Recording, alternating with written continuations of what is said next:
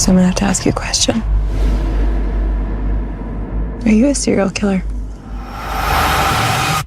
What did you just say? Hey everybody, I'm Jay Bullington. And I'm Keith Carcino, and we want to know, Have you seen this one?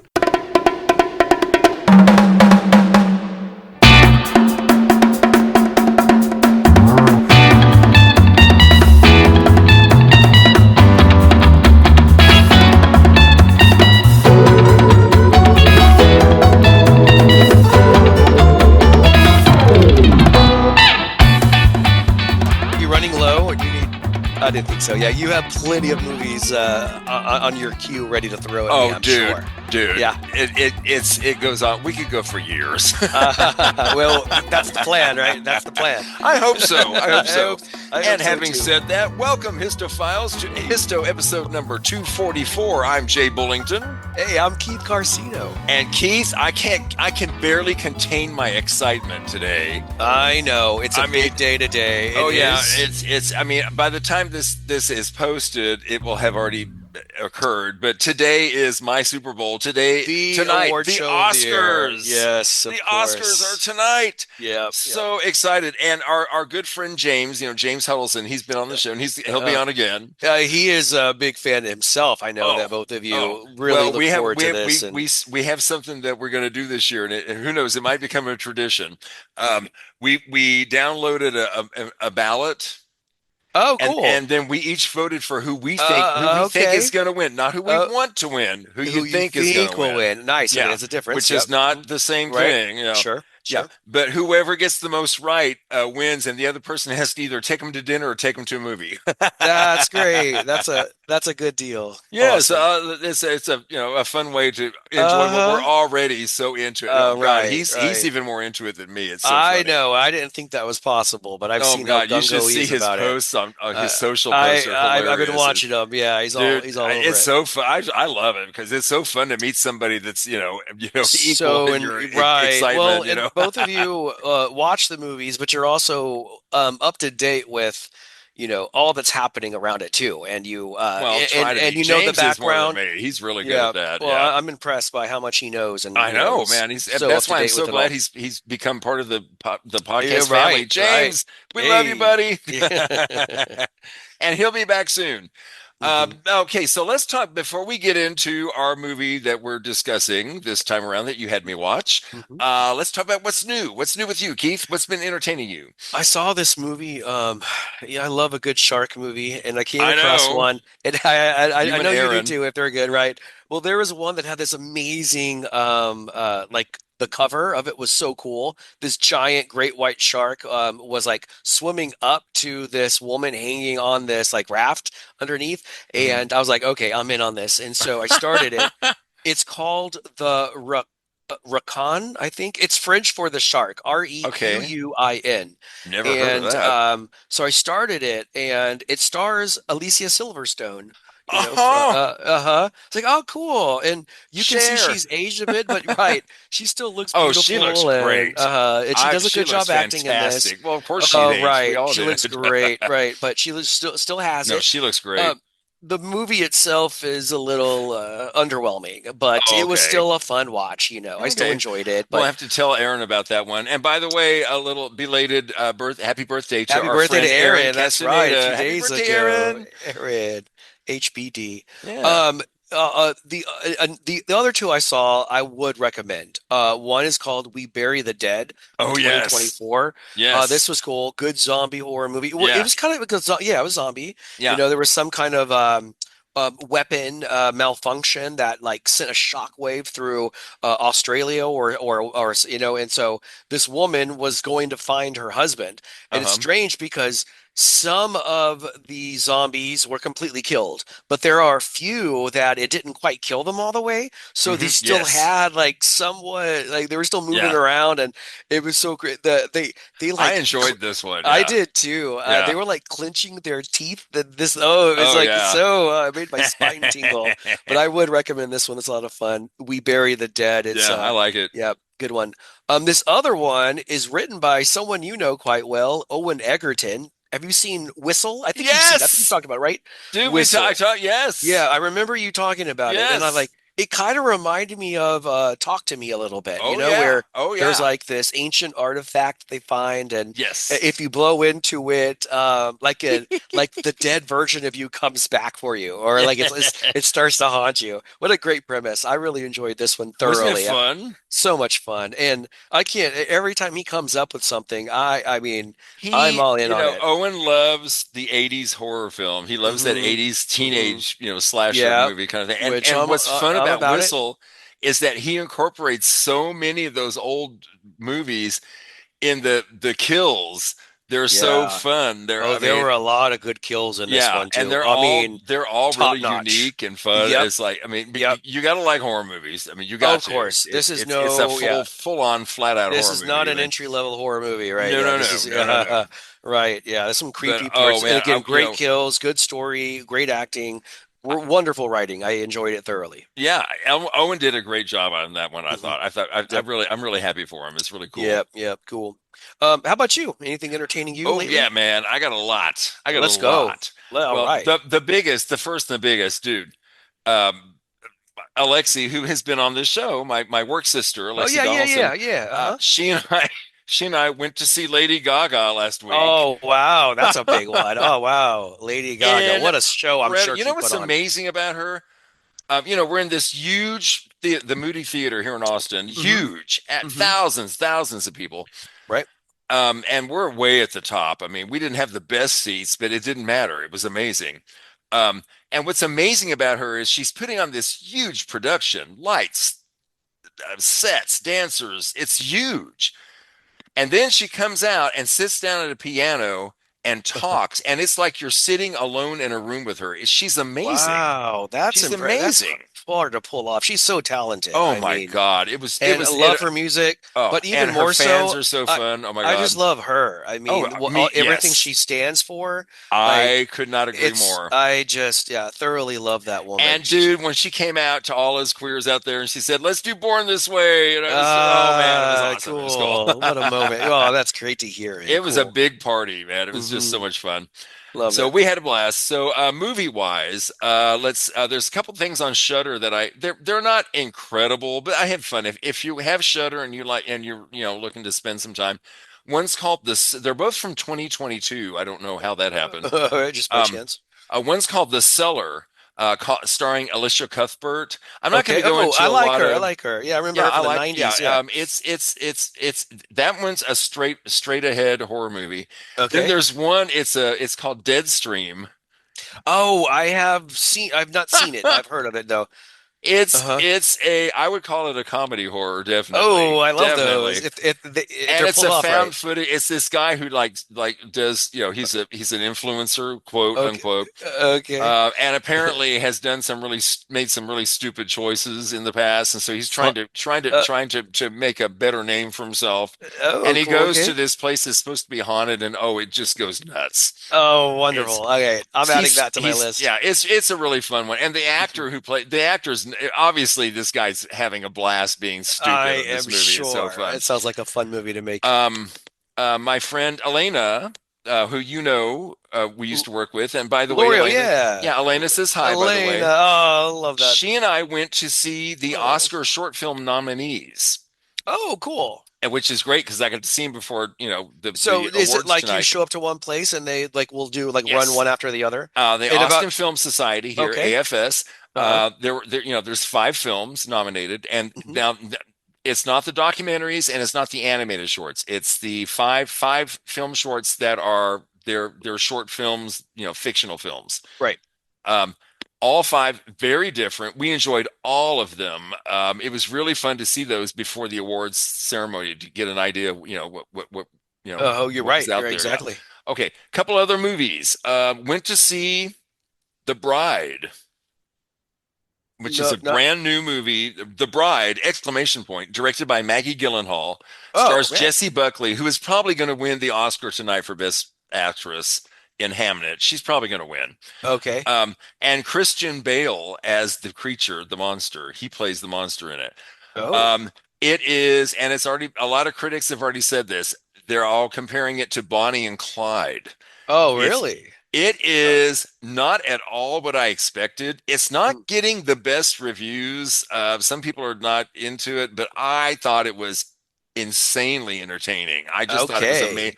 Not at all what I was expecting. Sometimes that's a good thing. Sometimes that's a good thing. Oh, it was out. I mean, it was nuts. It was crazy out there. Okay. Just crazy out there. Well, after seeing that, I knew before the Oscars tonight, I had to see Frankenstein. That's by Guillermo del Toro. And I got to say, Jacob Elordi as the creature. Oh God, I hope he wins the Oscar tonight. Okay. He was absolutely heartbreakingly good in this movie. He was he was so good. Yeah. So those are man, I've seen some great stuff lately. So that's what's been entertaining me lately. All right. Good stuff. Yeah. And so let's go on. Let's move on to what we hope entertained me also lately. Let's hope. I never know, Jay. I'm not gonna jump to any conclusions. Let's move on to it. It's from 2023, and the film you had me watch is called Strange Darling. This is a dramatization of the true story of the final known killings of the most prolific and unique American serial killer of the 21st century. You know you asked for this, right?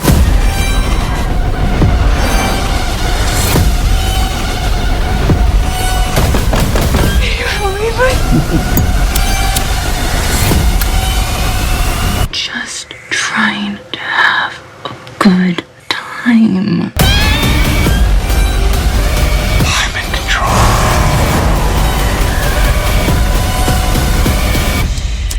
Don't say it out loud. Gotcha.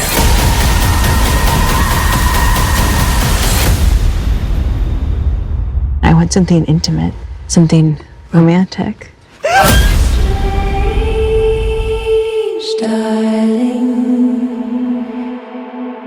From 2023, Strange Darling, a movie I had never heard of, directed by JT Mollner, who has done films by the names of Outlaws and Angels and Sugartown. It stars Willa Fitzgerald and Kyle Gallner and Madison Beatty. Now, I don't know those people, but also in this film are Ed Begley Jr. and Barbara Hershey. Were they they were the older couple? Yeah, they're the old hippie couple. I knew I had recognized them before. Yeah. They had a familiar faces. I was very surprised to see them in this. It was like, whoa, okay. Okay, quick summary is nothing is what it seems when a twisted one-night stand spirals into a serial killer's vicious night. Or day, a vicious adventure, I should say. Right. Keith, how did you find? Where did you hear about this movie? I think I was just looking for a movie to watch, and I think I'd come across a few different people on Instagram Shorts that had gone over a couple of their list of relatively recent movies to horror films that they had seen. And a lot of people were really hyping this one up. So when I came across it, I thought, okay, I'll give it a shot and try. And I watched it and thought, this would be a good one I think that Jay might like. Because I don't know if I would call this a slasher, but... No, I wouldn't even call it a horror movie. I would call it I would call it a dramatic thriller. I like that. Thriller. Yeah, dramatic thriller. Right. Yeah, exactly. Yeah. Right. I wouldn't call it a horror movie. I mean, there's violence, but it's not even though it's about a serial killer, kind of. It doesn't, right. It's not really a slasher movie. Right. It's although people die in it, which we'll see, it does something that I really like when movies do this, going back to Pulp Fiction. It's not when chronological. They go non-linear order. Yeah, it kind of bounces around. It was done cleverly. It was very cleverly in chapters. There are 6 chapters and then an epilogue. Epilogue at the end. Yeah. So we're going to go in the order of that they do it in the film. Okay. We're going to go through, like they do in the film. And, we ruin every movie we watch. But I'm telling you, this is one of those movies you don't want to listen to this. If you want to see this movie, don't listen to this first. Watch the movie first. Watch the movie first. It's really important. And this one in particular. This is the one where twists are very important, and you need to... Yeah, you need to be fully aware of the whole movie first. You really need to not know going in. Okay, so we're going to start with Chapter 3. And Chapter 3 is called Can You Help Me, Please? And first of all, let me just say this. Okay, finding the movie. I was going to watch it on Look Movie, that site. Yeah. Okay, so I had it hooked up to the TV. Okay. And I put it on, and two things. Number one, I always put on the closed captioning. The closed captioning was 2 minutes ahead of the movie. Yes. There's been some like that too on Look Have Movie you in particular. I've noticed. It's weird too because when you scroll down on the you have different subtitle options. Many different. There's like 10 or 12 different English ones. I thought, okay, try number 1, try number 2, try number 3, and all of them were off by like a minute or two. Yeah. They're all. So I couldn't even follow it. Yeah, I just turned it off. And also, especially at the very beginning, there's written words on the screen. I couldn't read them. I couldn't even see them. Oh, now really? they're saying them out loud, but I couldn't see them. So I said, "The heck with this!" I went on Prime and rented it on Prime. Oh, okay. Oh my God, the difference was amazing. First of all, it was it was full screen, beautiful, clear. I could, everything, and the closed captioning was on time. It was on time. It was so it was worth the $3 to rent it. I'll just say that. I like Prime too because when you use your cursor, like scroll over it, you can see like every scene. You can see who the actors are in that scene. It gives you all the info. They give you some background. Yes. Sometimes they give you a little background as to like how the scene was made or different little tidbits of info, which I really appreciate. Mm-hmm. Yeah. I have to say I love that too. yeah, it's a nice little feature. Okay, so if you're gonna watch this, don't watch it on a Look Movie. Go ahead and spend $3 and rent it on Prime. Right? Agreed. Yeah, go ahead, or maybe even if you want, spend $10 and buy it. I think it was $10, but it's like anyway, it's worth it. I'll tell you that. Okay, Chapter 3. We start out with, "Can you help me, please? Please, on a rural stretch of road." The guy, we're going to call him the demon. They call him the demon. So we're going to demon. He shoots at a vehicle, causing the driver to crash and flee on foot into the woods. And she's out and she's running through the woods and she's terrified. This man's chasing her, with a shotgun, and her. It looks like her ear got hit or her head got hit. Yeah, she's like bleeding from her left ear. Yeah. So she's got a bottle of what it looks like maybe vodka. I guess. I think it's vodka. And so she takes a swig and then, oh my God, she pours it on the wound. And immediately I'm like, oh my God, a killer's after this girl. This is so classic. She can't scream because he's looking for her. Yeah, she's trying not to make noise. She's giving up her plate. Or location. So wow, okay, so we're right into it. So he's hunting for her, and immediately it's so stressful. It's oh my God, and obviously the serial or the killer in this one is the demon. He's actively hunting this girl, poor girl. Yes, and also I have to say from the very beginning, this movie has a great look to it. Right. They kind of switch between like black and white at some point, and then they go to color, and the colors are vibrant and a lot of red. And the camera shots, which we'll talk about the cinematographer later on. I was very surprised. I agree. I'm glad you noticed that. Yeah, it's a good observation. Yeah. Mm-hmm. Yeah. So she's running. She stumbles on this farmhouse. And these two eccentric, they're hippie doomsday preppers, but we don't know that quite yet. Yeah. Their names are Frederick and Genevieve, but it's Ed Begley Jr. and Barbara Hershey. And they open the door. Well, all we know is she's like, help me. And they open the door well, then boom, we jump to Chapter 5. From 3 to 5. From 3. Okay, this one's called Here, Kitty Kitty. Here, and this is when the demon is searching their house, looking for her, and he keeps shooting into objects like trunks and things where he thinks she might be hiding. They call her the lady. She's the lady. Where she might be hiding, although lady is not a very good term for her in my term. We'll come to that. Anyway. And he keeps calling out, here, kitty, kitty, and then boom, he shoots. Well, and we only see his back, the guy the dead body on the floor in a pool of blood. But you can tell that's Ed Begley Jr. That's Ed Begley Jr., right? Yep. He's lying there. Somehow he died. We don't know how. Yeah. So eventually he finds where she's hiding. She's hiding in an ice chest, a big ice chest. Right. And he shoots through the ice chest, wounding her arm. She screams pretty loud. She screams out. We know that she's in there. Okay. Then we go to Chapter 1. Mr. Snuffle. Okay, so this is the beginning, even though we were already, well into the movie. Chapter 1, Mr. Snuffle. So in this rural they're in Hood River County, Oregon. A woman, the lady, meets a man, the demon, and the two go to a local motel to have sex. They're going to go hook up. But first, they have this little, they're in the car talking in the car, and they're partying, and they've been drinking, and there's a little bit of there's some marijuana going on, and then eventually there's some other stuff that comes into play also. Sure, I like the blue light. There's a lot of blue light in there. Beautiful. It's beautifully filmed. Oh my God! Right. The scene where he's lighting a cigarette and looks at her, he is so classically handsome in that shot. It's like Clark Gable. They're both very attractive. Oh, they are. I gotta say, right? They are. Yeah. It's just and then there's also little.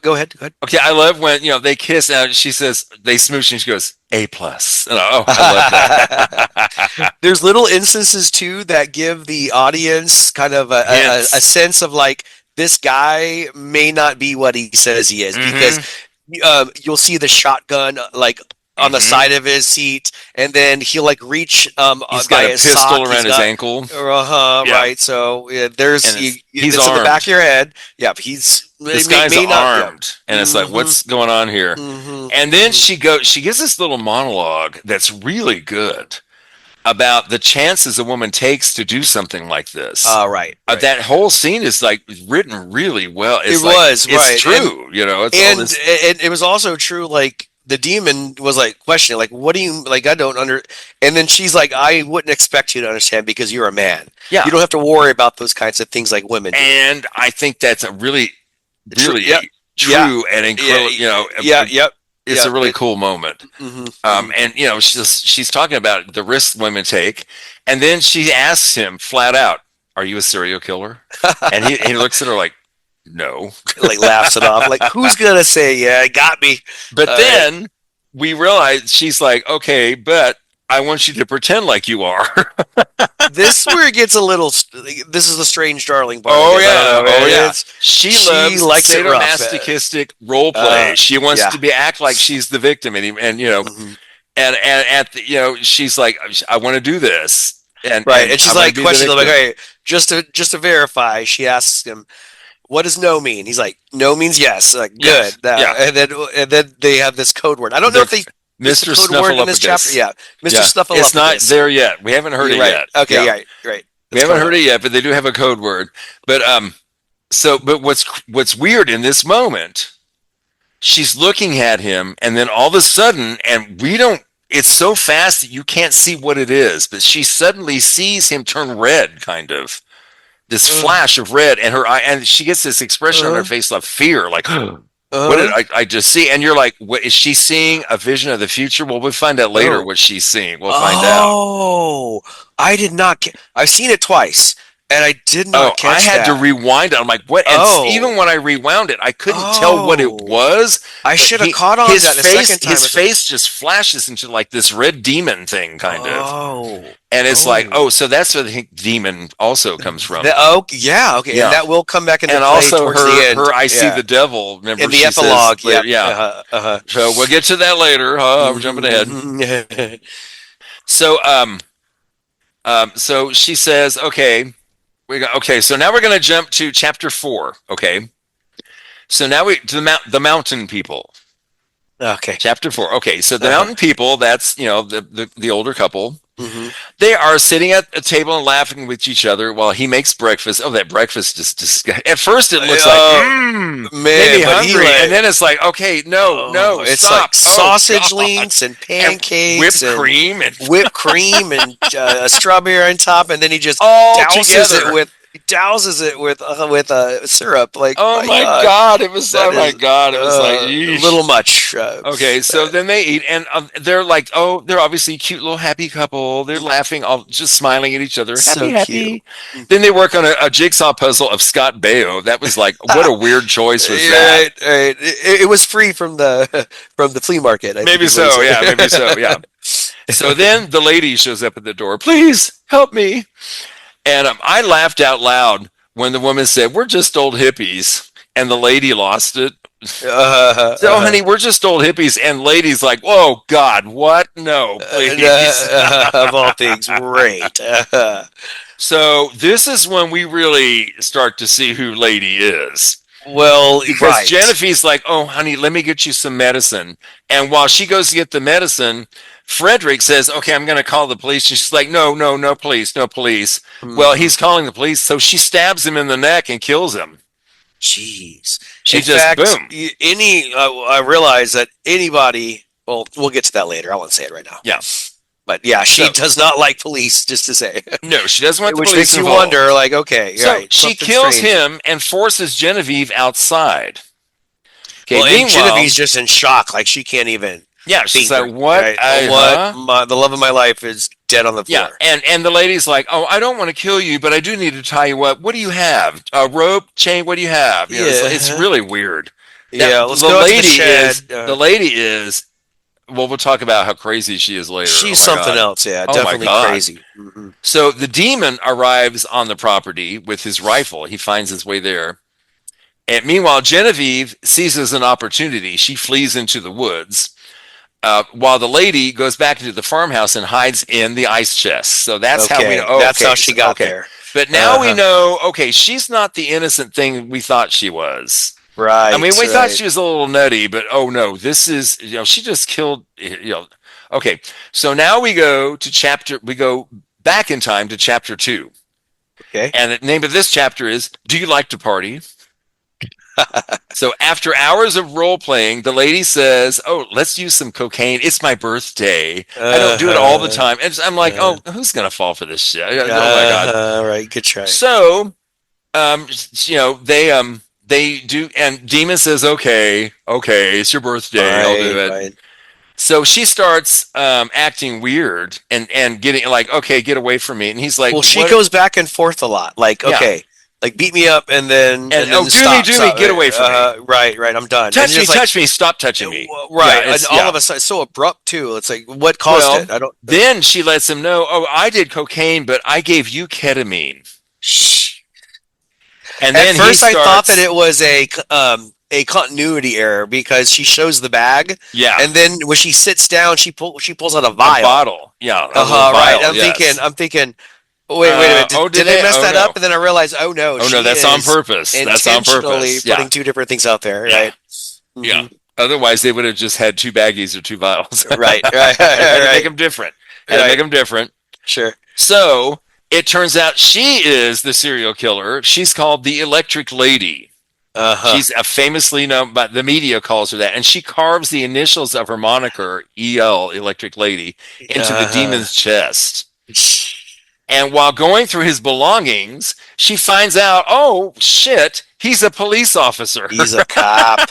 He's a cop, of all things. So then she prepares to stab him to death, but he regains enough of his faculties and he shoots her ear off with his pistol. So that's how her ear got shot off. There, now we know what happened there. And it's cool too. As soon as she gets popped in the ear, the whole movie has this high pitched sound. Oh yes, which is what you would expect. Tinnitus. I would think that's it. Is right. Yep. That's what you have this ringing in your ears, and it's very effective. And it's funny because I noticed it. When you first hear it, but then after a while, I kind of didn't notice it. And then I realized, oh shit, that's still there. That stinker has still got that sound going on. It's so funny. It's really this movie made me laugh in a lot of places. Oh, really good. That I know he meant to make me laugh there. You know what I mean? It was on purpose. I mean, right. You wanted me to laugh and you got me. Okay, you got me. Okay, so the lady runs off in a stolen car after stabbing the desk clerk to death. Oh, she's heartless. She is heartless. Yeah, but there's also part of her too that, like, if you there's been a couple of characters who have like tried to help her, and then she's very appreciative of it and will actually spare them. It happened with the lady who gave her the car keys, who was like in the reception area of the hotel. And it happens again later, a little bit later in the hallway too. So I don't know. But it may go back to what she says later about the demons, about her seeing things in people. I see the devil. I think that might be part of it. Yeah. But yeah, she is heartless. She'll just like pop you off, like, oh, and then think nothing of it. Like, okay, oops. Okay, moving on. Right. I mean, her attitude literally made me laugh. Right. She's just so like, okay, no okay, done with that. Moving on. What an annoyance. Okay, let's move on. So the demon is pursuing her in his truck. Now we go to chapter 6. Who's Gary Gilmore? I thought, like, do I need to look this guy up? Who's Gary Gilmore? And do you know who Gary Gilmore is? Oh, sorry. I can't hear you, Jay. I think you might have hit the button. Did I mute myself? I think you might have. Okay, sorry. Do you know who Gary Gilmore is? Oh, yeah. He's an actor. Okay. A famous killer. Oh, gotcha. Okay. Dude, he's a famous serial killer. Oh, is he? Okay. Yeah, there's an old punk song. Mrs. Gilmore, Gilmore, Gilmore. How's Gary? Well, even watch it the second time, I still ask myself the same question. I could not make the connection. Gary Gilmore is a famous murderer. Okay, man. Yeah, Google it. Okay. Google it. All right. You'll see. Oh God, there's movies, and so many movies have been based on his story too. Okay. You know? Oh yeah. So, excuse me. The demon handcuffs her to the ice chest before calling his fellow sheriff Pete and the deputy Gale for backup. And he says, I got you, you fucking C-U-N-T. I got you. And so the lady says, I always wanted to die. I hoped that I would die like Gary Gilmore, like, in prison. Because Gary Gilmore insisted that he get killed by a firing squad. Oh, right. That's how he wanted to die. I want firing squad. He wanted it, dramatic. He was, that he thought himself a star. It's weird. It's so crazy. Gosh. But so she said she wanted, and she says, actually, when we were in the motel room during our encounter, she actually felt a moment of true love for him. She said, and then she sprays him with a can of Genevieve's bear spray. I mean, that it's all an act. Like, you're just trying to get him to think twice, and then bam, pops him with the bear spray. So but they then get that's into a fight. Yeah. And then she bites into his neck and tears an artery, I guess, because it causes him to bleed to death. And as he dies, she steals his pistol. And I feel like they were kind of trying to make us feel sorry for her during this scene with the sad music and everything. But I'm like, oh, no, I'm not falling for it. I have no way. No way. I know what this lady's capable of. Oh, yeah. But it's and also, like, how much pressure do you have to put on to tear out someone's neck so much that it breaks through the artery and kills them? Well, I mean, she's insane. She is absolutely insane. Yeah. So the cops arrive. That Pete and Gale, they arrive, and they find the lady lying handcuffed to the freezer, and she pulls her pants down to make it look like she's been like attacked. Right, like trying to get raped. Or something. He was high on cocaine, and he kidnapped me and took me to rape me and murder me. And then the male cop was like, "This guy doesn't do drugs. Like, there's no way." And then she's like, "Check his pocket." And she's like, "No, look what happened to her. Look what happened to her." And he's like, we have to follow protocol. And she's like, no, help her. We have to help her. Well, she doesn't even think. And she gives her the benefit of the doubt and don't assume anything, but she made a huge mistake there. Mm-hmm. That will come back to haunt them both. Yeah. Gail convinced, she needs immediate medical attention. We got to get her to, So the escorts, the officers escort the lady, the escorts by car officer toward town. And then as they're driving toward town, they see Genevieve. She appears alongside the road and flags them down. Oh, yeah. I thought that was cool... And before she can really tell him what's going on, Genevieve, the lady, just shoots her right in the head. Boom. And they didn't check the lady to make sure she wasn't armed? Like, they just let her into the back of the car? Yes. Because they assumed she was the victim and not the assailant. Okay. Especially the cop, the female cop. Yeah, right. Which she was really... And I loved the male cop when the lady shoots Genevieve. His reaction is not like, oh my God. His reaction is, I told you. This is your fault. Looking over at his partner. I told you. Bitch. Yeah, you got us into this. You should have listened to me. Yep. So, oh God, excuse me. So she gets both their guns. And Gail gets her out of the car. I'm like, oh God, well, Gail this gets is the away first free, time. Really? This is the first time too, where the lady refers to herself as the electric lady too. Like she says, "I am lady. That serial killer, that you've been looking for." Yes. So now we have the epilogue: the electric lady. So Pete drives the lady farther down the road before she has him stop so she can consider her next move. And when Pete asks her, why you kill? She says, sometimes I don't see humans, I just see devils. And then she kills him. And I knew when she pulled over that was what she was going to do. And that guy was so nice. It kills me that the female cop got away and he didn't. Yeah, it kills me. But I know that was meant to kill me. So it was. I mean, they did that on purpose. So she stumbles on foot farther down the road when she sees another woman driving a truck, and the woman picks her up. So gazing at the side view mirror, the lady sees that flash of the devil. Now she sees it in her own reflection. Remember that flash at the beginning? I noticed that. This is when she sees it, and she draws the pistol. Well, I think she's going to shoot herself. Yep. But the driver immediately, it's like, oh no, shoots her first. Boom.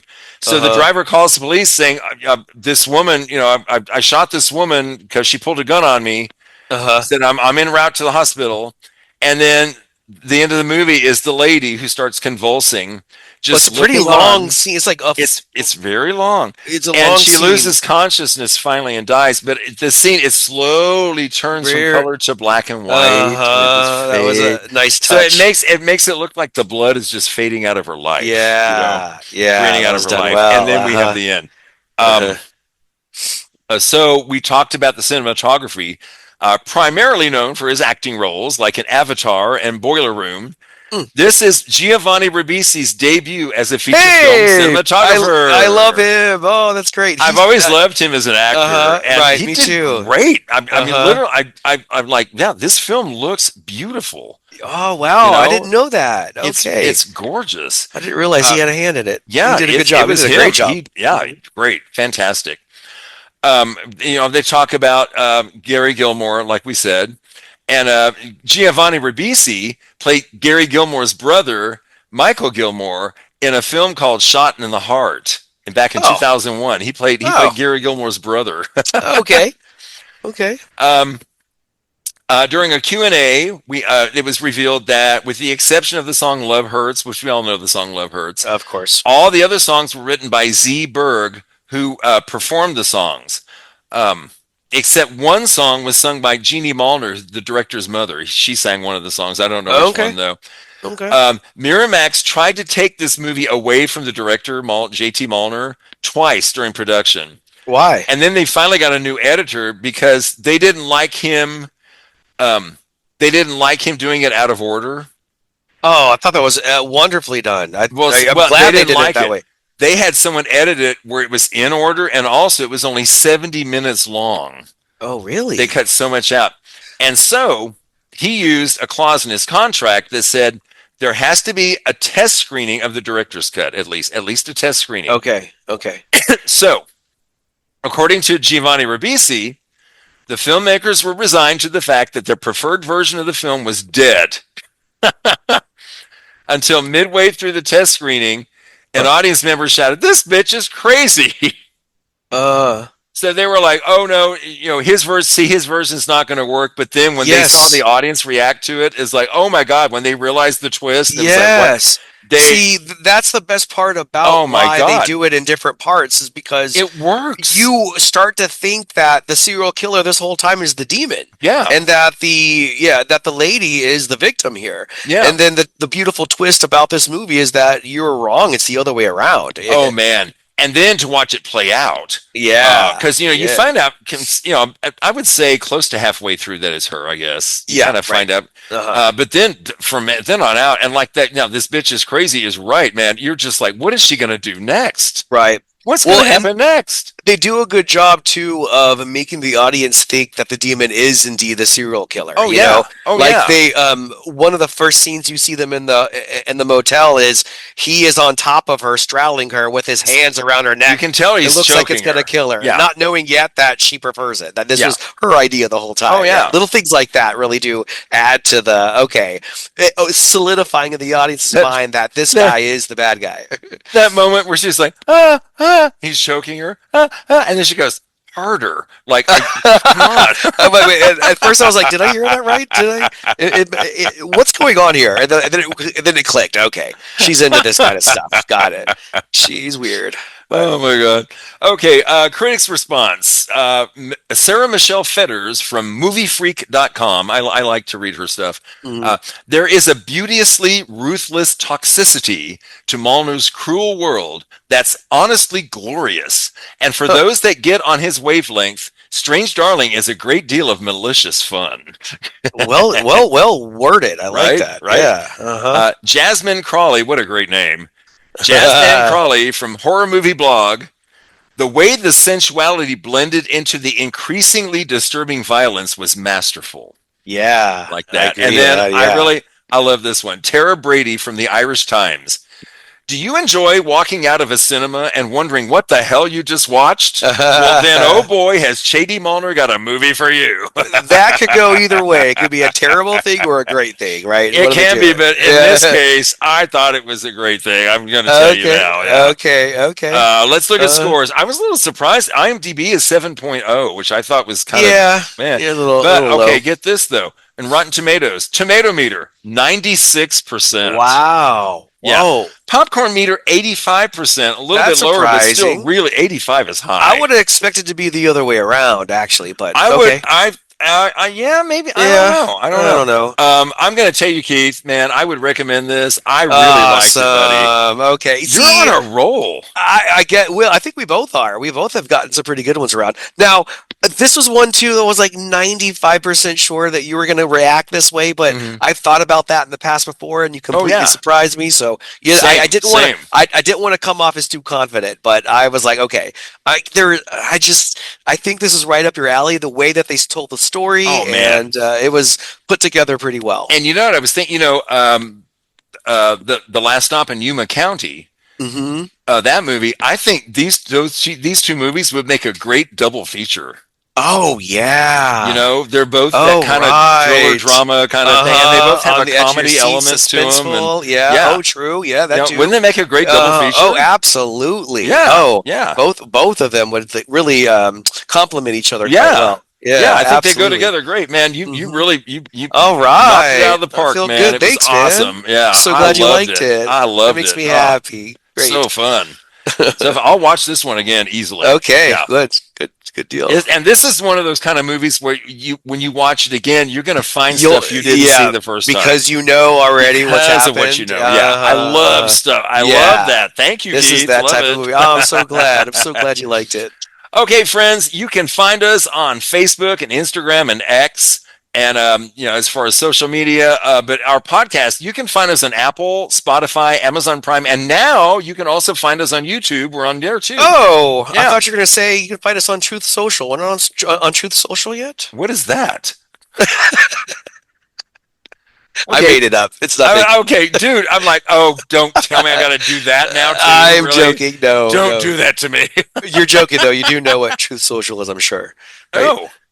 That's Donald Trump's. It's like right. His own Twitter. Right. Oh my god! I'm sure you've repressed that information somewhere in the back here. It was totally a joke. Yeah, no.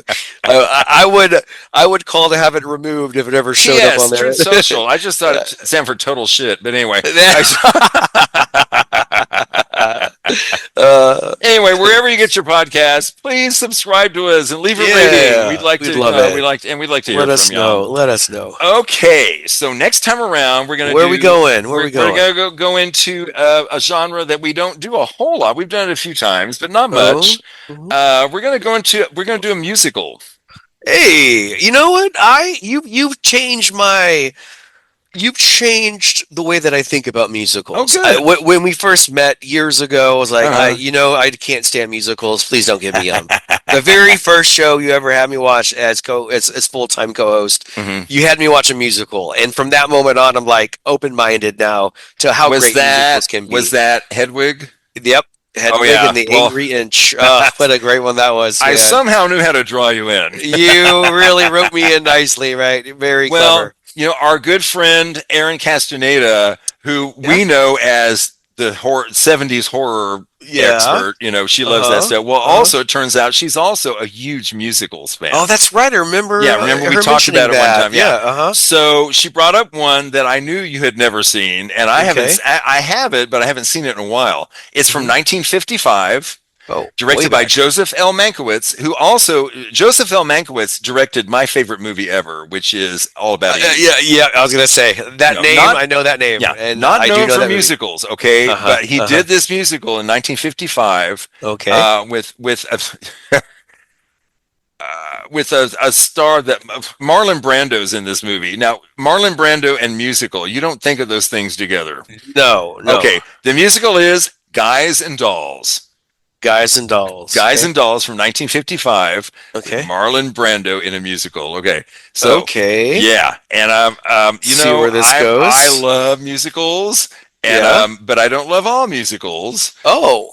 You know, there are some that I'm like, no, that one doesn't work for me. So we'll see where we go with this one. We're really setting the stage here. Okay. I wonder how I'm really curious to see how you feel about this one. I will look forward to watching it and the conversation that follows. Yeah, absolutely. It's going to be fun. Yeah. All right. Well, I'm going to go start getting ready for the Oscars. I've got 2 bottles of fake champagne in the fridge waiting for me. Roll out the red carpet. Get ready to go.